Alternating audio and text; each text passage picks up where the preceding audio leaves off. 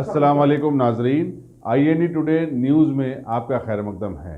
आइए देखते हैं ये तफसीलात। Would like to congratulate Miss PV Sindhu, India's first shuttler to win a gold at BWF World Championships.